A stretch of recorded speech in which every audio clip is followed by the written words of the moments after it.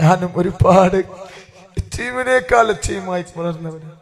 എന്റെ ജീവിതത്തിന്റെ കഥകളൊക്കെ നിങ്ങൾ കേട്ടാൽ സുബ്ഹാനല്ലാഹ് നിങ്ങൾ പോലും കരഞ്ഞു പോകും. വാപ്പയില്ലാതെ, ഉമ്മാന്റെ തണലില്ലാതെ ഒരുപാട് ബസ് സ്റ്റാൻഡിലൊക്കെ ഒരുപാട് ദിനരാത്രികൾ എൻ്റെ ജീവിതത്തിൽ കഴിഞ്ഞു പോയിട്ടുണ്ട്.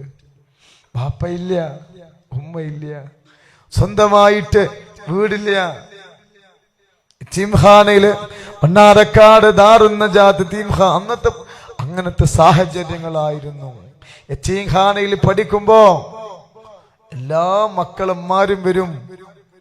പക്ഷേ ഞങ്ങളെ കാണാൻ, ഞങ്ങള് നാല് മക്കള്, ഞങ്ങള് 4 മക്കള്,